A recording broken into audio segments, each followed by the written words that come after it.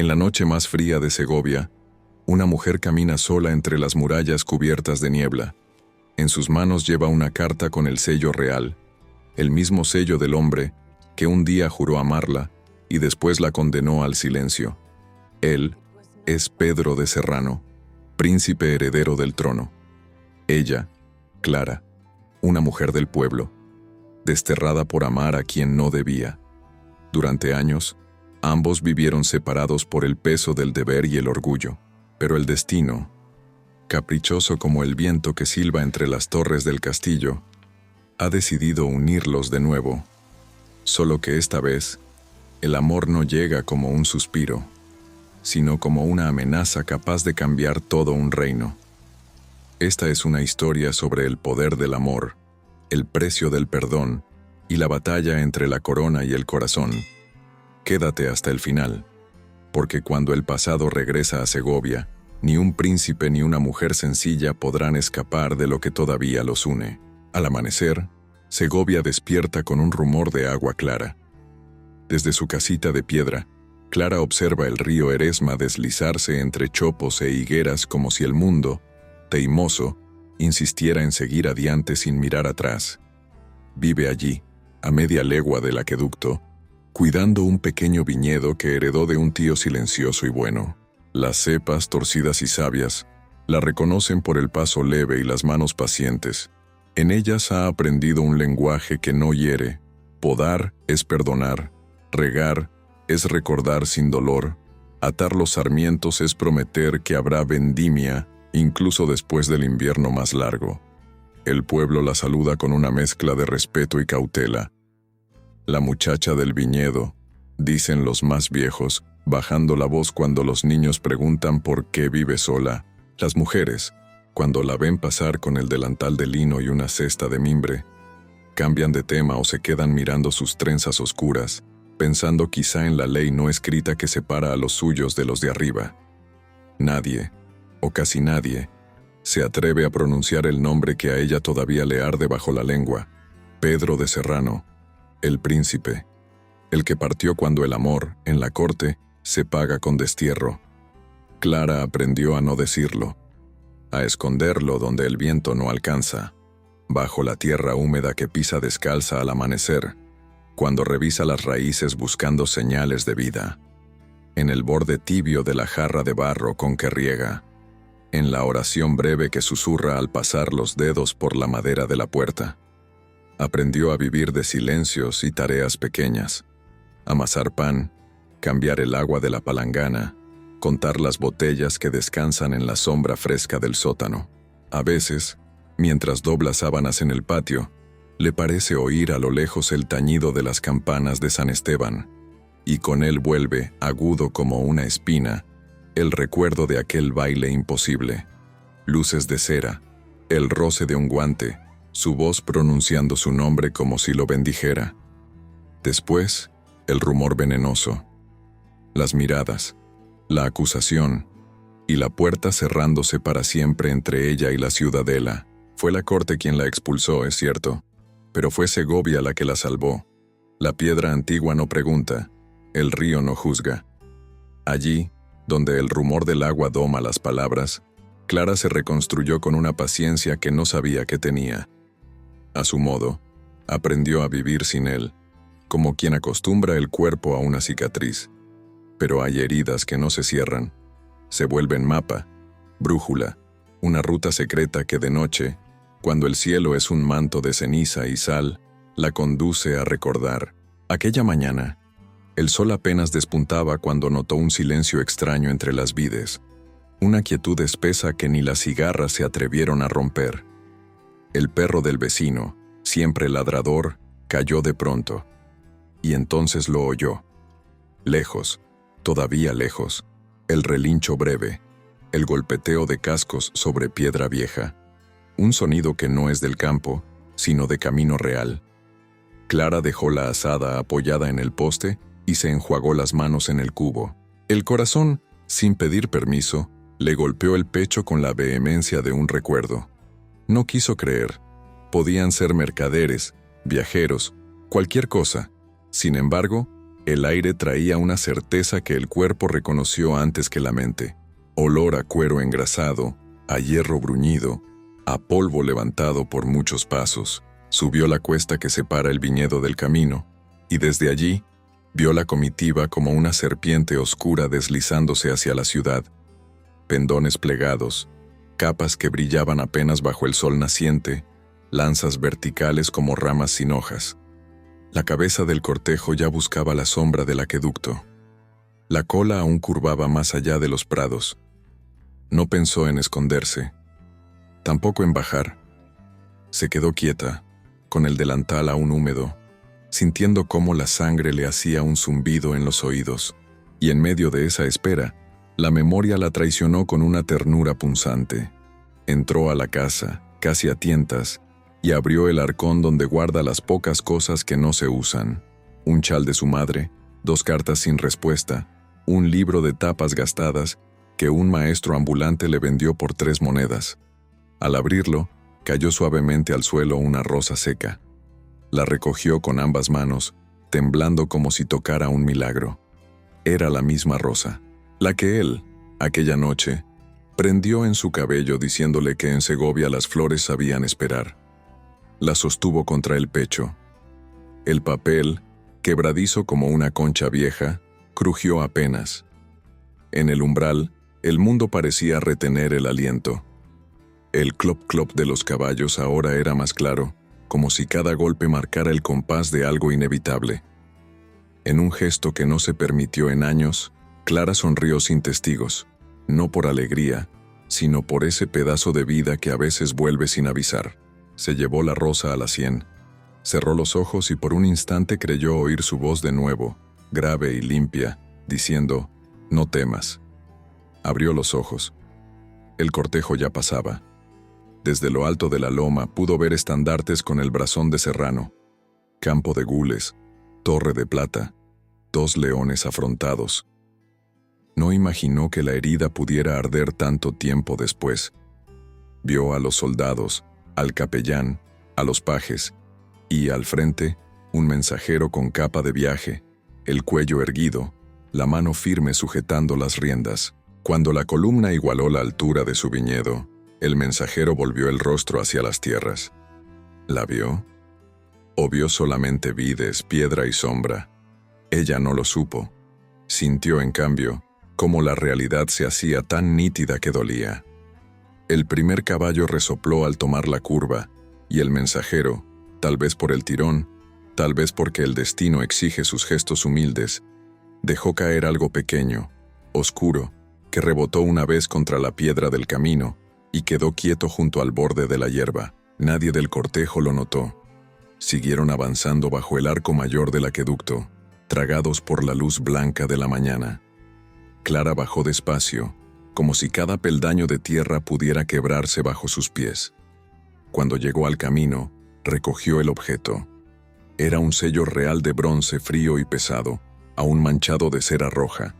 Sobre la cera, nítido y solemne, el brazón de Serrano, y grabado con una caligrafía que no admitía dudas, un nombre que no veía desde hacía años, pero que su cuerpo reconoció como quien reconoce su propio pulso: Clara. Las campanas de Segovia repican con un sonido grave, lento, distinto. No anuncian boda ni fiesta, sino la llegada de un carruaje negro que avanza bajo el arco del acueducto. En su interior viaja Pedro de Serrano, el príncipe que el reino creyó perdido entre las guerras del norte. Su regreso no es un acto de amor, sino de deber. El rey, enfermo y débil, apenas sostiene el cetro. El consejo murmura sobre la sucesión, y los nobles exigen un matrimonio que asegure la corona. Por eso vuelve Pedro. No para revivir recuerdos, sino para firmar alianzas. Al menos, eso intenta repetirse mientras el carruaje cruza las calles empedradas que un día recorrió a caballo, con el corazón encendido por un nombre prohibido: Clara. La ciudad parece más pequeña, más silenciosa. Las piedras guardan los ecos de otra época. Los balcones siguen allí, las campanas siguen sonando, pero algo ha cambiado. El tiempo ha pasado, y con él, la inocencia. Pedro mira por la ventana empañada del carruaje y por un instante cree verla entre la multitud. Un rostro, una figura, una ilusión del alma. Sacude la cabeza. No puede ser. Ella debía haber partido hace años, o haberse casado con alguien que la hiciera olvidar. En el castillo, el aire huele a cera vieja y medicinas. El rey Alonso, su padre, yace rodeado de consejeros que discuten como buitres disfrazados de sabiduría. Uno de ellos, el conde de Almazán, se inclina hacia el príncipe y le recuerda lo inevitable. El reino necesita un heredero, Alteza, y la duquesa Beatriz de Olmedo ya espera su respuesta. Pedro asiente sin palabra. Su mente está lejos, en otro tiempo, en un viñedo junto al río, en una risa que todavía le atraviesa la memoria. Obedeceré, dice al fin, por el bien de Segovia, pero su voz suena hueca, como si hablara otro hombre. Esa noche, la lluvia cae con la fuerza de una confesión. Los relámpagos iluminan el acueducto como si las piedras milenarias despertaran. Pedro, incapaz de soportar el encierro del castillo, se cubre con una capa oscura y sale sin escolta. Camina por las calles desiertas, guiado más por el recuerdo que por la razón. Cada paso lo acerca al lugar que prometió no volver a ver. El camino del viñedo de Clara. Ella está allí bajo un alero, mirando cómo la tormenta arrastra hojas y silencio. No lo ve llegar. Solo oye un murmullo, un crujido leve entre el viento. Cuando se vuelve, el tiempo se detiene. Alteza, susurra, sin saber si es un reproche o un saludo. Pedro baja la capucha. El agua le escurre por el rostro. No me llames así. No esta noche. El silencio entre ellos pesa más que la lluvia. Se miran, intentando reconocerse después de tantos años.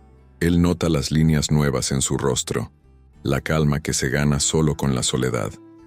Ella ve en sus ojos la fatiga de quien ha vivido entre guerras y mentiras. Ninguno de los dos sonríe, pero el corazón de ambos late con la misma certeza. El amor, aunque enterrado, sigue respirando bajo la tierra. ¿Por qué volviste?, pregunta ella al fin. Por deber, responde, pero su voz tiembla. ¿O eso creí? Ella aparta la mirada.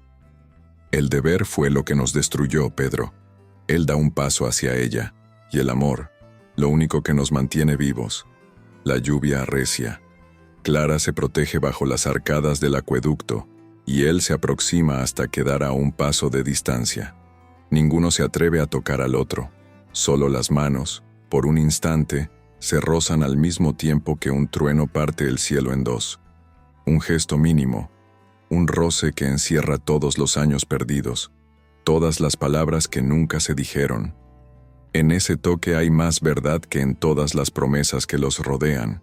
Clara siente el temblor en la punta de los dedos, una corriente que sube por el pecho y la deja sin aire. No puedes quedarte, Pedro. No esta vez. Entonces dime que ya no me amas, responde él sin moverse. Ella intenta hablar, pero el silencio es su única defensa. El agua gotea desde las arcadas como lágrimas que no son suyas. No puedo decirlo, admite al fin, porque sería mentir. Pedro cierra los ojos un segundo, respirando el perfume leve de su cabello mojado. En ese momento, el mundo parece posible otra vez. Sus manos vuelven a encontrarse. Él no la besa. No hace falta. En la mirada compartida hay más fuego que en cualquier abrazo. El agua cae entre ellos como un velo bendito, testigo del amor que el rey no quiso borrar. Pero los milagros en Segovia nunca duran demasiado. Desde la oscuridad del callejón cercano, alguien observa. Un hombre delgado, vestido con librea del castillo, don Ramiro, el mayordomo real. Le tiembla la linterna entre los dedos al reconocer al príncipe junto a la mujer desterrada. Retrocede despacio, con una sonrisa venenosa que el relámpago revela por un instante. Esa misma noche, mientras Pedro regresa empapado al castillo, Ramiro golpea la puerta de los aposentos de la duquesa Beatriz de Olmedo. «Excelencia», dice inclinándose. Creo que querrá saber a quién visitó esta lluvia. Y el brillo de los ojos de Beatriz anuncia que, desde ese momento, el amor volverá a ser una guerra. A la mañana siguiente, la corte despertó con un rumor afilado. Nadie había visto el beso, porque no lo hubo. Pero bastó un roce de manos bajo la lluvia para que el palacio fabricara un pecado entero. Los pasillos olían a cera y a veneno. La del viñedo, murmuraban las damas como si el nombre Clara hubiera que pronunciarlo con guantes. Hechicera, decía una, recordando que las uvas maduran dulces en sus tierras incluso cuando el invierno muerde. Seductora, añadía otra, como si el amor pudiera convocarse con un gesto y no con una vida entera.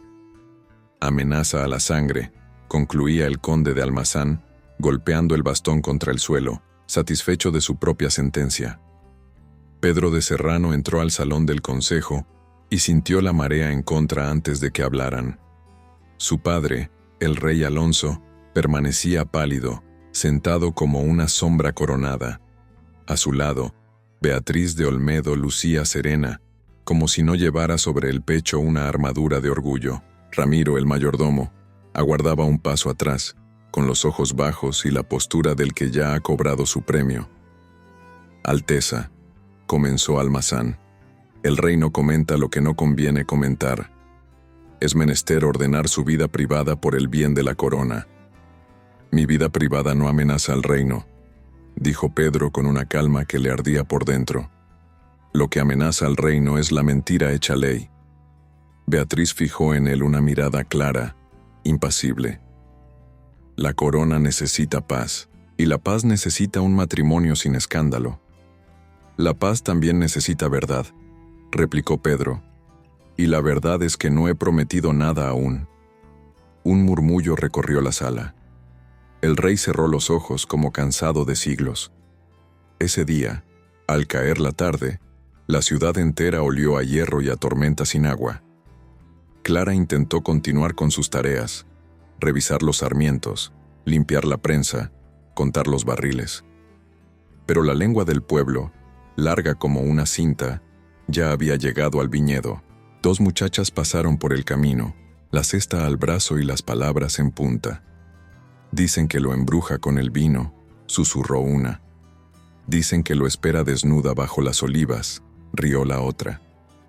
Clara bajó la vista hacia las manos para no aprender el gesto de la mujer herida.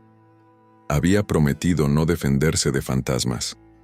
Cuando la noche cayó limpia sobre Segovia, el Eresma pareció callarse a propósito. Ni un perro ladró, ni una ventana se cerró. Solo la luna levantó un mantel de plata sobre el viñedo. Clara encendió una lámpara pequeña en la cocina. Bebió un sorbo de agua y se quedó quieta, escuchando ese silencio muy particular que anuncia a quien no debería estar allí. Lo sintió más que lo oyó. El roce leve de una capa contra la piedra, el crujido mínimo de la madera en la verja. No temas, dijo una voz conocida, desde la sombra. Ella no retrocedió. Empujó la puerta y lo vio entrar, empapado aún por el recuerdo de la lluvia de la noche anterior. Pedro dejó la capucha a un lado. Su mirada no era la del príncipe ante un súbdito, sino la de un hombre que se ha cansado de obedecerse a sí mismo. No deberías estar aquí. Tampoco debería haber aprendido a respirar sin ti, respondió, y la frase le salió sin escudo. He intentado arrancarte de mi vida con disciplina de soldado, y solo he conseguido arrancarme a mí mismo. El silencio se extendió, dócil, como si el aire aceptara su lugar entre dos corazones que vuelven a reconocerse. Ella apoyó la lámpara sobre la mesa y salió al patio. Él la siguió. Más allá, un pequeño bosquecillo de olivos dibujaba sombras suaves sobre la tierra. La luna colgaba baja, redonda. Era la única música. Dime que no me amas, pidió él, sin soberbia y sin súplica. Clara tragó despacio, como si tuviera que convencer al cuerpo de soltar una palabra. No puedo, dijo. Entonces, sin acordarlo, sin hablarlo, bailaron, No como en un salón, sino como bailan quienes recuerdan una melodía que nadie más escucha. Él colocó la mano a la altura de su espalda, con una delicadeza que parecía nueva.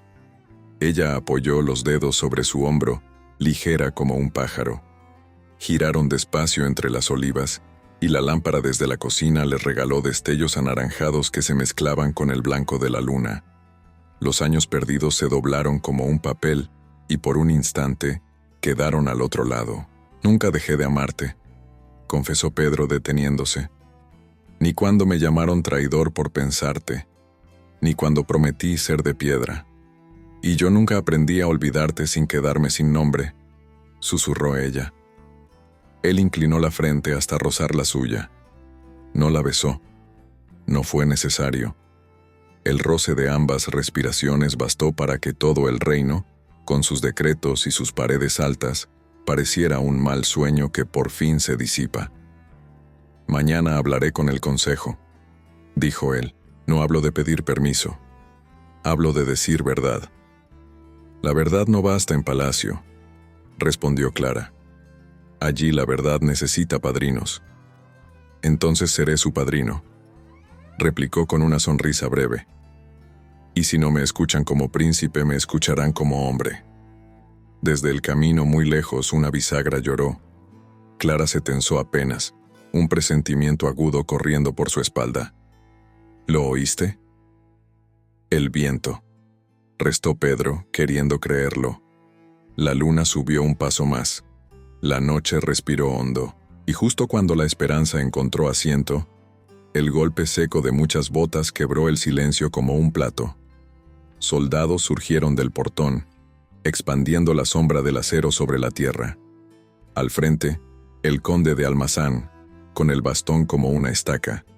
A su lado, el mayordomo Ramiro, sosteniendo una linterna que les hacía a ambos el favor de parecer más valientes. «Alteza», gritó Almazán sin reverencia. «Por mandato de su majestad». Pedro dio un paso adelante.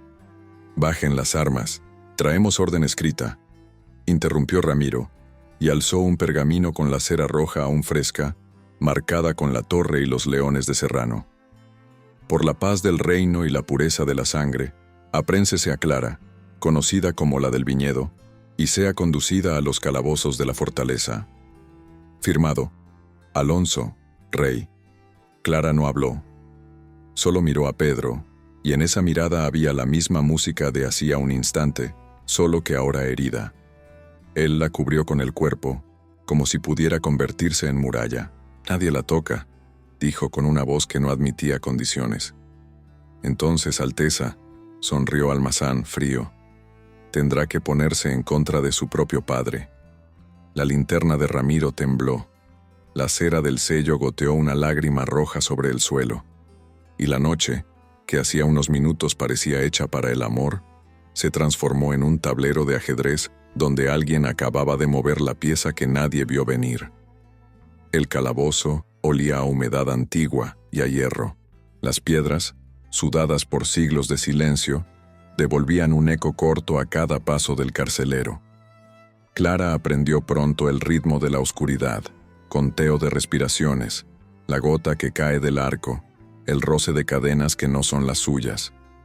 No le dolía tanto el encierro como la idea de que el mundo allá arriba siguiera girando sin ella. El eresma pasando, las cigarras naciendo, el viñedo exigiendo manos que ya no estaban. Un mediodía sin sol, una mujer menuda con cofia, Inés, la lavandera del palacio, se detuvo frente a la reja con un cuenco y un pan. No habló de entrada. La miró largo, como quien reconoce un lunar en la memoria. «Tienes los ojos de tu madre», dijo por fin, muy bajo. Los mismos que tenía cuando subía las escaleras de la Torre Vieja. Clara levantó la cabeza. Nadie, desde hacía años, pronunciaba la palabra madre sin convertirla en rumor. Inés miró en torno, dejó el pan y el cuenco en el suelo y deslizó por la reja un pequeño retazo de lino, cosido por dentro con un hilo rojo. Era un medallón plano, sencillo, con una A y una R entrelazadas. «Me lo dio cuando...». La voz de Inés vaciló. cuando te llevaron de la casa de la torre. Dijo que, si un día te perdías de ti, este hierro sabría recordarte de dónde venías. Álvarez de Aranda, murmuró. Tu madre era doncella allí. Tu padre fue el marqués. La palabra quedó flotando, pesada. Aranda, nombre de rival antiguo de los Serrano. Fronteras disputadas, treguas con olor a pólvora, pleitos de sangre. El latido le golpeó las sienes. ¿Era eso? ¿Por eso la había borrado la corte? No por odio, sino por esconder una verdad que podía romper el reino. ¿Por qué me dices esto ahora?, preguntó, incapaz de reconocer su propia voz. Porque el rey se muere, susurró Inés. Y cuando mueren los reyes, la verdad queda en manos de quienes la venden. El día arrastró su sombra por el suelo de la celda. Clara pasó el dedo por las letras entrelazadas del medallón, y entonces recordó el sello caído en el camino, la cera con su nombre. Sintió que la vida se abría en dos con una cuchillada limpia. De un lado, la mujer del viñedo. Del otro, la hija ilegítima de un enemigo. Si eso era cierto, la ley escrita por los hombres que nunca aman en voz alta, hacía imposible su amor con Pedro. Ninguna corona uniría oficialmente su linaje a la reclamación dormida de Aranda sin encender de nuevo la guerra. Cayó la tarde, y con ella la misma soledad de todas las tardes desde niña. Para no quebrarse, abrió una carta amarillenta, guardada en el doble fondo del vestido. La había llevado siempre, cosida a la cintura, como una pequeña brasa que no quiere apagarse. Las letras, un poco borrosas, seguían siendo la voz que más sabía de ella. Si algún día el destino lo permite, te encontraré donde el sol toca las torres. Las lágrimas cayeron sin permiso sobre la tinta. No eran de pedir nada, eran de recordar. Lo vio a él, joven, terco, con la risa a punto de romper y la valentía de quien cree que el mundo cabrá en un abrazo. Cerró los ojos y, por un instante, la celda se volvió un patio de olivos y la luna, una lámpara amable. Arriba, el palacio se apretaba de murmullos. Pedro de Serrano cruzó el pasillo de los tapices como un soldado sin armadura. En la puerta del aposento real, Beatriz de Olmedo lo esperó con una reverencia de hielo. No conviene que lo agites, Alteza. Su sonrisa era una línea. La salud del rey es delgada. La verdad también, duquesa, respondió Pedro, y sin verdad, la salud del reino es una farsa. Entró. El rey Alonso respiraba con dificultad, una mano en el pecho, la otra sosteniendo un rosario gastado. Ramiro estaba allí, discreto como una grieta. El conde de Almazán fingía respeto a la distancia. «Padre», dijo Pedro, arrodillándose junto al lecho, «necesito que me mires como hombre, no como príncipe». El rey abrió los ojos. Por un segundo, el tiempo dejó de pesar. «Siempre fuiste hombre antes que príncipe, hijo», murmuró. Pedro tragó con un sabor a hierro. ¿Por qué ella? ¿Por qué Clara? El viejo rey apartó la mirada hacia la ventana, donde Segovia parecía una maqueta de piedra bajo el cielo. «Porque el reino es de cristal», dijo, «y un soplo mal dado lo rompe». «¿Qué soplo?». La voz de Pedro se volvió filo.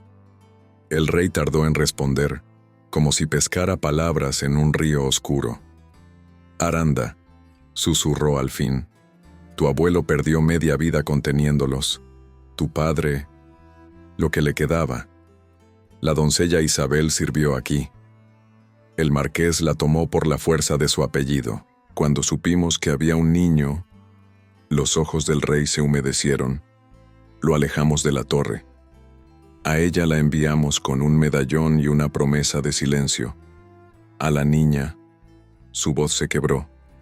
A la niña la dejamos al cuidado de manos limpias. Clara la llamaron. Era la única forma de evitar una guerra. No era la única, dijo Pedro en un hilo tenso. Era la más cómoda. El rey cerró los ojos. No entenderás el peso de un reino hasta que lo sostengas. Lo entiendo, padre. replicó. Por eso vengo a pedirte lo único que puede sostenerlo ahora, la verdad completa. ¿Hay un documento? ¿Una carta? ¿Quién más lo sabe? ¿Por qué la condena ahora? El rosario del rey se deslizó entre los dedos. Afuera, las nubes reunían una tormenta que no llegaba. Almazán carraspeó, incómodo. Ramiro dio un paso que nadie vio. La puerta vibró con un golpe de viento. La verdad, dijo Alonso, y su pecho fue montaña. La guardé en la capilla de San Jerónimo, bajo la piedra del altar. No era odio. Quise evitar que Aranda alzara su estandarte sobre nuestro matrimonio. Si el pueblo supiera, si el consejo supiera, si Beatriz tosió y un hilo oscuro le manchó el labio. Hijo, he pecado por miedo. Pedro sujetó su mano. Entonces déjame deshacer tu pecado con valor. El rey intentó incorporarse. En su rostro, la vejez y la corona hicieron una tregua breve. Perdónala, susurró. Protégela. Iba a decir algo más. Se notaba en la manera en que buscó aire, en cómo sus dedos apretaron los de Pedro, en el brillo rápido que encendió su mirada de padre y de rey. Pero la palabra, esa que habría sido llave, mapa, salvación, no llegó. Un dolor corto, vertical, le cruzó el cuerpo. El rosario golpeó la madera. Alonso cayó hacia atrás con un suspiro que no fue queja ni descanso. Fue fin. El cuarto enmudeció como una iglesia sin fieles. Beatriz se llevó la mano al pecho y fingió una lágrima. Almazán inclinó la cabeza con exactitud de ceremonia.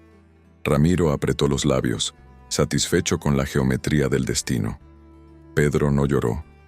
Se quedó con la mano de su padre entre las suyas y entendió, con una claridad cruel, que la verdad completa se había quedado atrapada detrás de los dientes de un muerto. Las campanas estallaron un instante después, como si la ciudad hubiera estado esperando ese permiso. Sonaron graves, solemnes, largas. Ha muerto el rey. En los patios, los criados se detuvieron.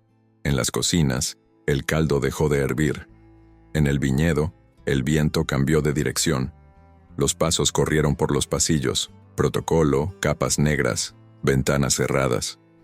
Una hora después, en el salón de los estandartes, el consejo proclamó lo inevitable. Con voz que buscaba firmeza y encontró eco, el heraldo levantó el cetro hacia el hombre de mirada encendida y capa empapada de noche. «Viva Pedro de Serrano, rey de Segovia». El grito resonó. Pero en el corazón del nuevo rey, la corona pesó como una culpa. Clara estaba sola, bajo tierra y piedra. Aranda dormía un león en su apellido. Y la clave, el papel, la carta, el detalle que podía romper la cadena de leyes, se le había escapado entre los dedos con el último aliento de su padre. Afuera, la ciudad celebraba con miedo. Adentro, Pedro apretó los puños y supo que desde ese instante, su reinado empezaba con una deuda: encontrar la verdad y salvarla a ella. Amaneció con luto en los balcones y protocolo en los pasillos. Pedro de Serrano, recién proclamado rey, llevaba la corona como quien lleva una promesa incómoda. Desde el primer toque de campanas, la corte se organizó en torno a una única melodía. Orden, orden para el funeral, orden para la sucesión, orden para el matrimonio que sellaría la paz con el ducado de Olmedo. Majestad, insistía el conde de Almazán, con su bastón marcando la cadencia del deber. El reino necesita certeza. Beatriz aguarda su palabra. El reino necesita justicia, respondía Pedro. Y empieza por Clara. El nombre caía en la sala como una piedra en un estanque de porcelana. Los nobles se removían. Las damas miraban el suelo. Beatriz de Olmedo, intacta en su elegancia, apenas entornaba los ojos. Nadie está por encima de la ley, dijo, amable como un puñal envainado. Ni siquiera quien la inspira. El juicio fue señalado para el tercer día. La ciudad, aún con el dolor del rey muerto, se agolpó en los patios para ver pasar a la mujer del viñedo. Clara caminó con la espalda recta, los grillos en los tobillos como una música injusta. Una ráfaga de olor a uva y tierra húmeda entró con ella en la sala de estandartes, donde los tapices contaban guerras antiguas y victorias que nadie recordaba de verdad. Pedro miró a su pueblo, a sus consejeros, a su promesa de ayer y a su vergüenza de hoy. Había jurado gobernar con verdad, pero la verdad parecía escondida en una piedra de la capilla y en el pecho de un muerto. Vio a Clara levantar la cara, no para pedir clemencia, sino para no desaparecer, y supo que el trono, sin alma, no era más que un metal frío. «Majestad», comenzó el heraldo, «por la paz del reino, se abre audiencia». Almazán se adelantó con un rollo de acusaciones: seducción, desorden, peligro para la línea sucesoria, influjo indebido sobre el ánimo de un príncipe. Palabras largas para decir miedo. Ramiro, el mayordomo, custodiaba la mesa con la solemnidad del que vigila un botín. Pedro escuchó de pie, los dedos clavándose en el borde del estrado. Cada cargo era una cuerda alrededor del cuello de ella, y una vuelta más a la rueda que él había jurado detener. «Clara del Viñedo», dictó Almazán, «¿tiene algo que decir en su defensa?» Ella no buscó al rey. Miró a la sala, al pueblo mezclado con seda y con lana, a las manos callosas y a los dedos anillados. «No sé hablar su idioma de decretos», dijo. «Solo sé trabajar la tierra y guardar silencio. Pero si es delito amar sin pedir permiso, entonces no hay inocentes en Segovia». Un rumor corrió por los bancos. Beatriz apretó la mandíbula perfecta en su control. Pedro dio un paso hacia adelante. «Basta». El eco rebotó en las armaduras. «Majestad», ensayó Almazán. «He dicho basta», repitió Pedro, y en su voz se oyó el metal de su decisión. «He oído suficientes mentiras elevadas a ley por la comodidad de unos pocos. He visto a esta mujer trabajar más por la vida que muchos de ustedes por sus apellidos. Y he sentido», miró a Clara, «lo que una corona no puede mandar al silencio». Bajó del estrado. Ningún guardia se atrevió a moverse. Pedro cruzó el salón hasta quedar frente a ella. El mundo, por un instante, se sostuvo en el borde de su respiración. «Segovia», dijo alto girándose hacia la sala, «recordad esto cuando habléis de honor. El trono es solo oro. El amor, ese sí, es eterno». Tomó la mano de Clara, no como un príncipe que levanta a una súbdita, sino como un hombre que encuentra al fin su casa. Y ante los estandartes, ante los nombres bordados en hilo antiguo, la besó. No fue un desafío vulgar, ni un arrebato imprudente. Fue un gesto limpio que rompió el protocolo real como se rompe un hechizo viejo. Hubo un murmullo, un no sofocado en 100 gargantas, una lágrima sincera en los ojos de una criada, un chasquido de lengua en la boca de un duque. «Por autoridad de mi corona», anunció, «revoco toda orden de prisión contra Clara y abro investigación sobre las acusaciones elevadas por quienes hoy temen más a la verdad que a la guerra». El conde de Almazán palideció. Ramiro reculó medio paso, buscando a quién obedecer cuando el miedo cambia de dueño. Beatriz, en cambio, no se movió. Avanzó con una calma que hizo a un lado el murmullo. Su vestido, gris perla, sonó como una página que se cierra. «Majestad, ha elegido teatro sobre ley», dijo sin alzar la voz. «Es un rey joven, se le perdonará la poesía. Pero Segovia no vive de metáforas, vive de pactos, y el pacto que mantiene la frontera en paz se llama matrimonio». «La paz no se compra con mentira», replicó Pedro aún con la mano de Clara entre las suyas. «Si vuestro ducado quiere paz, que la sostenga con justicia, no con una esposa ofrecida como moneda». Una sonrisa mínima le tensó el labio a Beatriz. Por primera vez pareció verdaderamente interesada. «Entonces hablemos de justicia». Y de verdad, se volvió a la sala, buscando testigos en cada rostro. «Todos sabéis que el reino es frágil, que Aranda espera una rendija para empujar sus reclamaciones. Pues bien», alzó una carta lacrada con cera oscura. Anoche llegó a mis manos un documento que no debería existir. Una promesa firmada por el propio Pedro de Serrano para ceder tierras de la ribera a cambio de la libertad de una mujer. Un relámpago mudo recorrió el salón. Pedro sintió que le arrancaban el aire. «Mientes», dijo, frío. «¿Miento?» Beatriz mostró la cera, el sello de la torre y los leones, y el trazo de una firma que, a ojos necios, parecía suya. Aquí dice que su majestad, antes de serlo, negoció con Aranda en secreto, comprometiendo el mapa de Segovia por una causa personal. ¿Cómo lo llamamos, consejo? ¿Romanticismo? ¿O traición? Las cabezas giraron hacia Almazán, que olió victoria. Ramiro respiró hondo, satisfecho de su aritmética. Un murmullo áspero nació en los bancos del fondo. Campesinos, artesanos, soldados viejos que habían sangrado por esas tierras, escuchaban ahora la palabra entrega como un golpe. Pedro dio un paso. «Esa carta es falsa». «¿Falsa?», repitió Beatriz. «Entonces no os importará que el consejo la examine, ni que los notarios certifiquen la firma, ni que comparezcan quienes trajeron el mensaje desde la frontera. Yo, por mi parte, no temo la luz», miró a Clara, con una cortesía impecable que olía a hierro. «Mi señora, lamento que su historia haya llegado hasta aquí, pero si un reino debe arder para sostener su amor, no quedará nada que heredar a sus hijos». Clara apretó la mano de Pedro, como si en ese apretón pudieran sostener juntos la pared que se venía abajo. Él la miró y supo que el enemigo no era un ducado, ni una carta, ni un apellido rival. Era el miedo de los que jamás se manchan las manos, el miedo a que un rey amara en voz alta. «Traed a los notarios», ordenó Pedro, «y traed también a los hombres de la capilla de San Jerónimo. Si hay documentos que contar, se contarán todos». La sala estalló en voces superpuestas. Los heraldos corrieron. Los guardias se reacomodaron.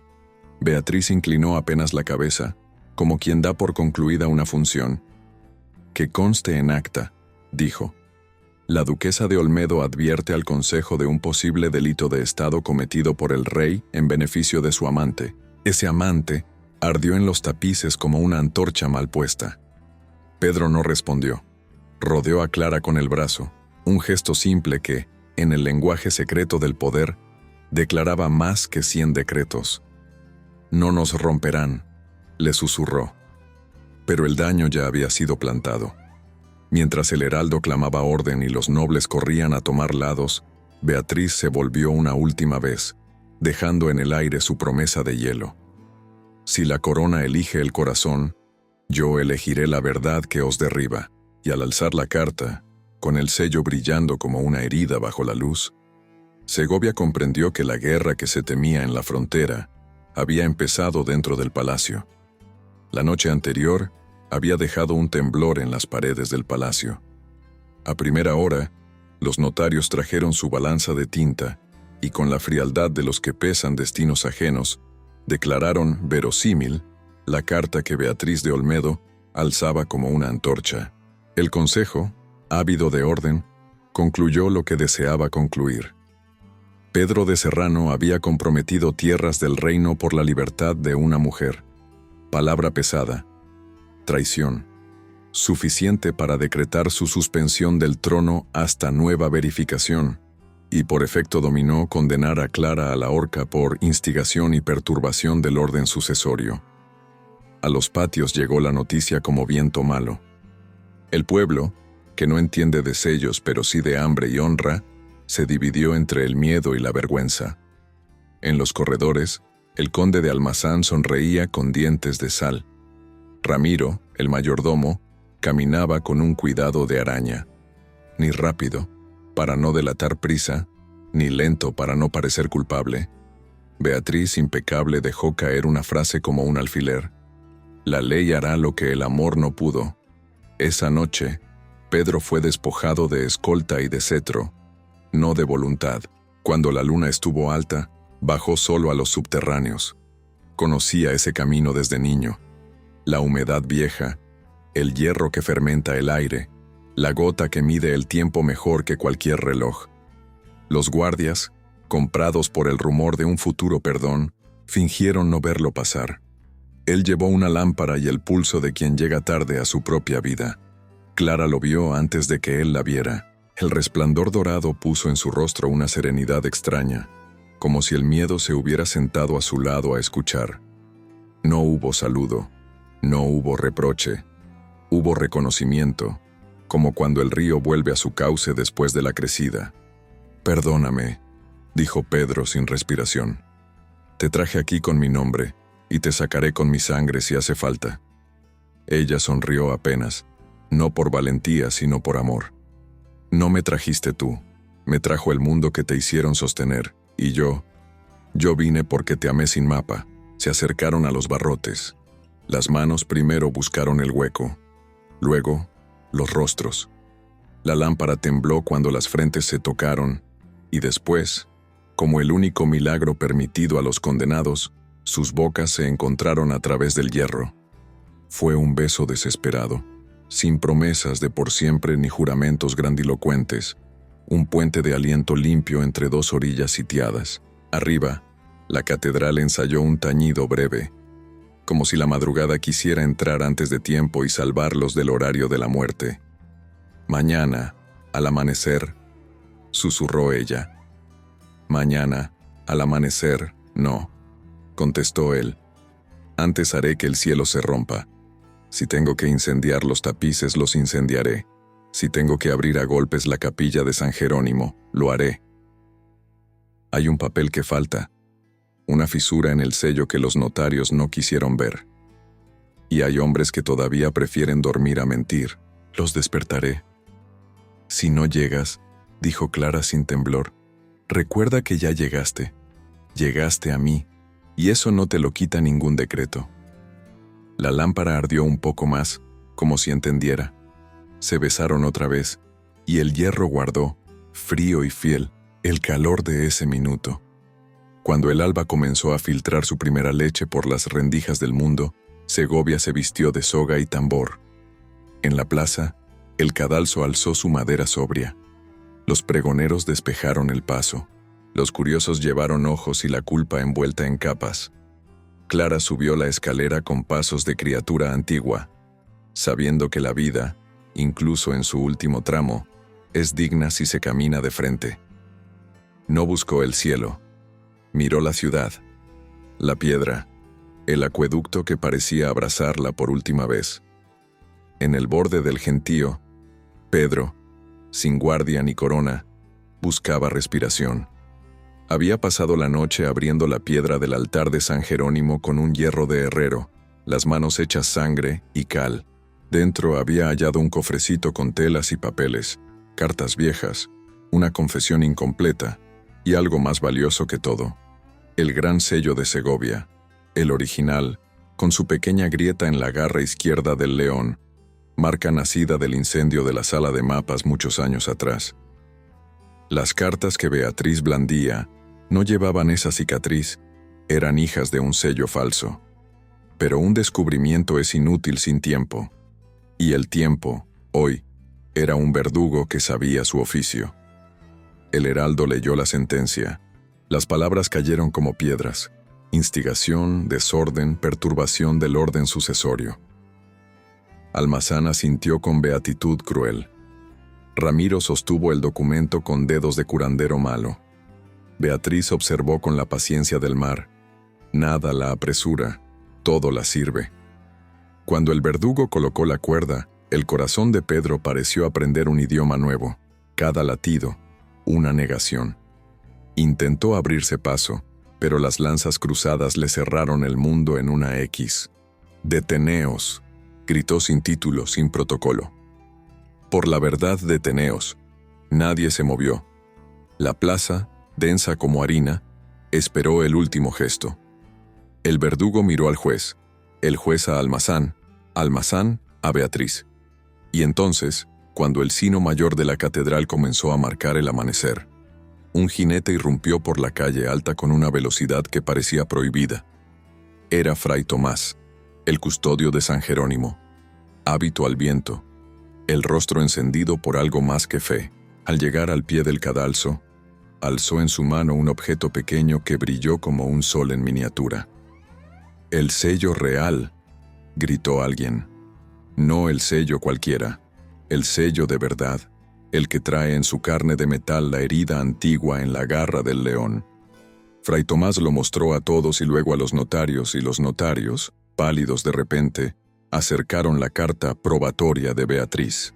La cera de aquella lució perfecta como una mentira bien hecha. La del sello original, en cambio, llevaba la cicatriz como un mapa diminuto.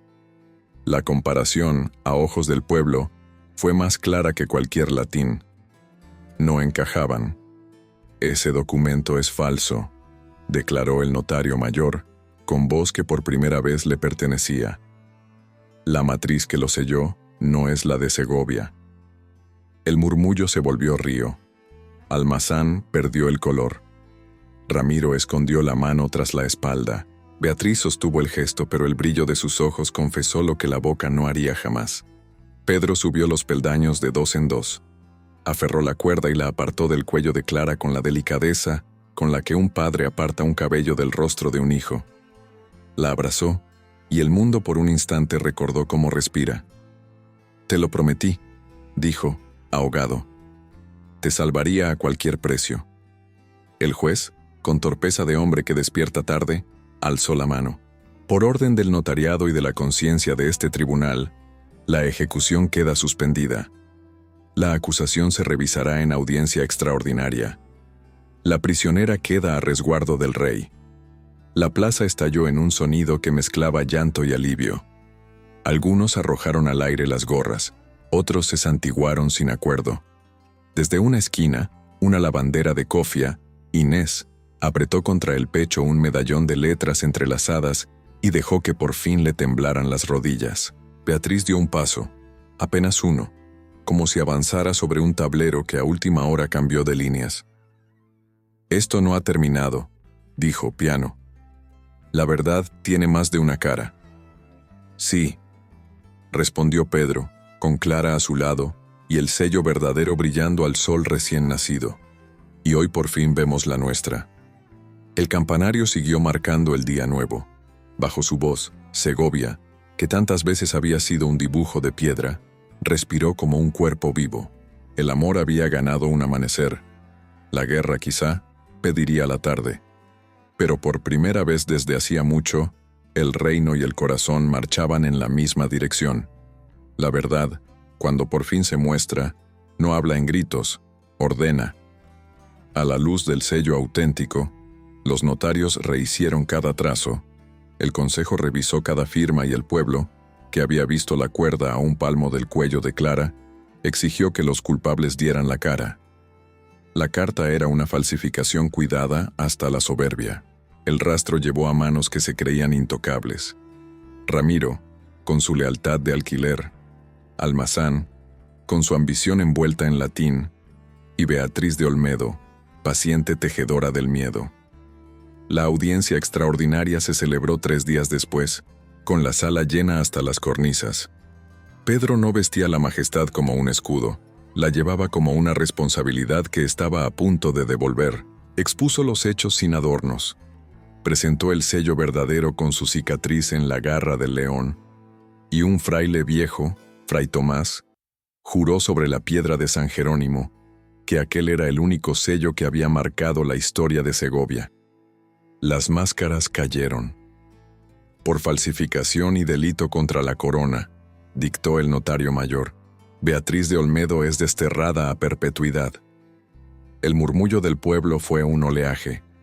Nadie celebró la ruina. Se celebró la justicia. A Ramiro le quitaron la librea y lo enviaron a contar días en un convento. Almazán perdió su bastón y su asiento. Por primera vez, caminó sin que el suelo le hiciera reverencias. Clara fue llamada al centro. No pidió nada. Recibió su nombre de vuelta, su silencio reparado, su libertad como el aire. Al salir, la multitud abrió un pasillo de manos que quieren tocar y no se atreven. Las mujeres la miraron con un respeto nuevo. Los hombres con esa mezcla de vergüenza y alivio que nace cuando la verdad los salva de sí mismos. Pedro la alcanzó en el umbral. No dijo, perdóname, ni te lo prometí. Dijo solo su nombre, como si con él encendiera una lámpara. Y Segovia, la de piedra, la de pan, la de agua, aplaudió a los dos como quien aplaude un regreso a casa. Aquella misma tarde, el consejo se reunió para lo que creía otra función de protocolo. Pedro pidió la palabra y antes de tomarla, soltó algo más pesado que un discurso: la corona. Goberné estas horas con toda mi alma, dijo, y aprendí que no hay reino que valga si para sostenerlo se sacrifica la verdad. Yo no fui hecho para mandar desde una sala sin ventanas, sino para respirar donde el viento sabe mi nombre. Por eso, ante las cortes, abdico, que una regencia conduzca al reino hasta que se proclame un sucesor acordado. Yo elijo la paz de mi pueblo, y el amor que me devolvió a mí mismo. No hubo escándalo, hubo silencio, el que hace sitio a lo que es verdadero, y después un asentimiento que bajó desde los tapices hasta las sandalias del último criado. La ciudad, a través de 100 balcones, entendió: un rey puede dejar de serlo. Un hombre que dice la verdad no deja de ser rey de su propia vida. Se fueron sin ruido. Clara y Pedro cruzaron el acueducto al atardecer, cuando el sol pinta de cobre las piedras y el eresma se vuelve espejo. El viñedo los esperaba vestido de flores tempranas, como si la tierra hubiera decidido celebrar a su manera. La casa, humilde, tenía aún la marca de los años. En la mesa, la jarra. En el arcón, el libro. Al abrirlo, la rosa seca se deshizo en pétalos dorados que el aire levantó con suavidad. No fue triste, fue un rito, el pasado soltado, convertido en luz. Nunca soñé con esto, dijo él mirando las hileras de vides como quien contempla un ejército pacífico. No sueñes, respondió ella sonriendo. Vive. Trabajaron como se trabaja lo que importa, sin prisa, con gratitud. Él aprendió a podar sin mandatos, a cargar cestos sin escoltas, a sudar sin vergüenza. Ella le mostró el lenguaje secreto de las hojas, cuando callan sed, cuando cantan fruto. De noche, sentados en el umbral, escuchaban cómo el río decía su parte. La ciudad no dejó de existir, dejó de mandar sobre su latido. Una tarde, Segovia entera se volvió cuadro, el cielo, dorado, el aire, tibio, las golondrinas, puntadas negras cosiendo la hora. Clara salió al patio con un pañuelo en la mano y una risa que ya no tenía miedo. Pedro le ofreció la palma, y sin música, sin público, sin reglas, bailaron, giraron entre las olivas y las vides. El sol, en silencio cómplice, los fue envolviendo en un mantel de cobre. El viento se levantó suave y, como si recordara un pacto antiguo, esparció pétalos contra las murallas viejas, que por un instante parecieron soltarse de su seriedad de siglos para aplaudir con sombra. No hubo pronunciamientos ni espadas. Hubo miradas que se entienden, manos que se eligen cada día, cuerpos que aprenden la paz. Segovia, desde las torres hasta el último patio, respiró hondo. Los niños volvieron a correr por la plaza. Las campanas, cansadas de anunciar guerras y funerales, tocaron por nada, o por todo. Al caer la noche, cuando el primer lucero encendió su puntito de hielo sobre el acueducto, las campanas de San Esteban dieron una hora amable. Clara se acercó a Pedro, apoyó la frente en su hombro y miró la ciudad que una vez quiso borrarla. El tañido llenó el aire de una solemnidad dulce. Mientras el campanario toca, ella susurra, bajito, como quien reza y afirma a la vez: el rey no puede olvidar nuestros nombres, pero al amor, no. La pantalla se oscurece lentamente. En la oscuridad, una voz suave queda suspendida un instante, como una brasa que no se apaga, porque a veces el amor es más fuerte que la sangre. Y así termina esta historia nacida entre la corona y el corazón. Segovia guardará sus secretos entre piedra y viento, pero las campanas seguirán repitiendo su nombre cuando caiga la tarde. Porque hay amores que no piden permiso, solo destino. El suyo no fue perfecto, pero fue verdadero, y eso basta para que el tiempo lo recuerde. Si esta historia tocó tu alma, suscríbete y acompáñanos en la próxima, donde el poder, el perdón y el amor vuelven a encontrarse bajo la misma luna. Porque, a veces, el amor es más fuerte que la sangre.